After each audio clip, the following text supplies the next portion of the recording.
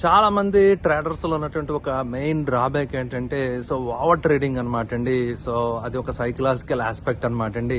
So కొంతమంది ఏమనుకుంటారంటే compulsory రోజుకి ఇన్ని ట్రేడ్స్ చేయాలి, కంపల్సరీ రోజుకి ప్రతిరోజు ఇంత ఎర్న్ చేయాలి. సో ఇలాగ ఏంటంటే యాజ్ ఇఫ్ వాళ్ళు చెప్పినట్టే మార్కెట్ బిహేవ్ చేస్తుంది అన్నట్టుగా చాలా మంది రాంగ్ ఇంప్రెషన్ తోటి, రాంగ్ సైకాలజీ తోటి ట్రేడింగ్ చేస్తూ ఉంటారు అనమాట అండి.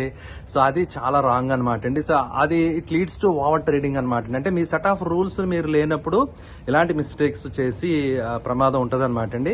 సో అలా కాదు, మీరు rule based system based trader అయితే కనుక మీకు సిగ్నల్ వస్తేనే మీరు ట్రేడ్ చేస్తారా లేదా ట్రేడ్ చేయరు అనమాట అండి. మనకి ఎప్పుడైతే రూల్స్ ఉన్నాయో మనం ఓవర్ ట్రేడింగ్ అనే ఏదైతే ఒక సైకలాజికల్ ప్రాబ్లం ఉందో దాని నుంచి మనం జాగ్రత్త పడవచ్చు అనమాట అండి. సో అలా కాకుండా మీకంటే ఏ విధమైన రూల్స్ లేవు, రోజుకి ఎన్ని ట్రేడ్లు చేయాలి, రోజు పొద్దున్న 9:15 నుంచి మధ్యాహ్నం 3:30 దాకా కంపల్సరీ ఆ స్క్రీన్ దగ్గర కూర్చొని ఏదో ఒక ట్రేడ్ చేయాలి, ప్రతి క్యాండిల్ లోనే ట్రేడ్ చేయాలి